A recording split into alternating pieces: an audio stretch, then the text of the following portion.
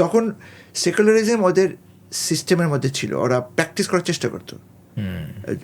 অনেক প্রবলেম আছে, দাঙ্গা টাঙ্গা অনেক। আমরা ফার্স্ট ইয়ারে থাকা অবস্থায় বিশাল হিন্দু মুসলিম দাঙ্গা হয়, আলিগড় কারফিউ দিয়ে আমরা সেপ্টেম্বরে শুরু করি, আমরা ডিসেম্বরের ফার্স্ট উইকে আমাদের চলে আসতে হয়, ইউনিভার্সিটি বন্ধ হয়ে যায়, অনেক প্রবলেম হয়। 93-তে আবার যখন বাবরি মসজিদ ভাঙা হয়, তখন আমি দিল্লিতে, বাবরি মসজিদ যখন ভাঙা হয়, ওই আমি তখন ওই সাউথ ইন্ডিয়ায় আমার ফ্রেন্ডের সাথে যাচ্ছিলাম ঘুরতে। তো আমরা তখন হযরত নিজামুদ্দিন এরিয়াতে আমি ছিলাম, তখন ওখানে বিবিসিতে দেখাচ্ছে যে বাবরি মসজিদ ভাঙা হচ্ছে। তো আলহামদুলিল্লাহ তখন ওখানে অনেক রায়ট হয়েছিল, অনেক গণ্ডগোল হয়েছিল। কিন্তু আমি সাউথ ইন্ডিয়া কিছু হয় না, আমরা সাউথ ইন্ডিয়া গিয়েছিলাম, রায়ট হতো।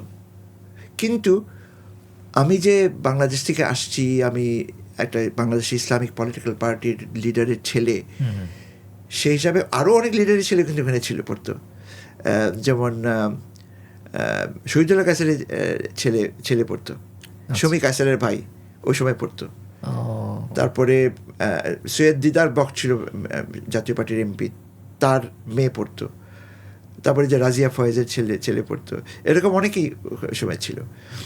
তো আমাকে কোনো ডিস্টার্ব করেনি। আমি একটা আর্টিকেল লিখেছিলাম আমার দেশ অনলাইনে অনেক কিছুদিন আগে, সেই ভারত এই ভারত।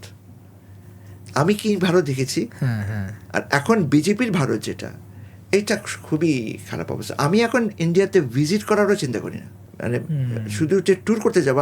আমার অনেক দিনের শখ আমার বাচ্চাদেরকে নিয়ে, যেমন আমি জাহাঙ্গীরনগর ইউনিভার্সিটি ঘুরিয়ে নিয়ে আসলাম, এটা আমার নস্টালজিয়া, আমার বাচ্চাদেরকে নিয়ে ঘুরে নিয়ে আসছি।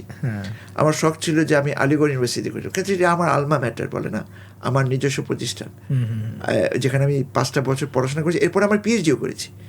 আচ্ছা। তো কিন্তু আমি এ সাহস করি না, কারণ ওদের ভারতকে আমি নিরাপদ মনে করি না। সোজা কথা, আমি যে ব্যাকগ্রাউন্ডের, সেই ব্যাকগ্রাউন্ডে ভারতে এখন নিরাপদ, আমার জন্য নিরাপদ একটা দেশ না। এখন তো শুধু আপনি না, এখনকার যে বাংলাদেশিদের, বাংলাদেশের জন্যই ভারত একটা থ্রেট হিসেবে আবির্ভূত হয়েছে।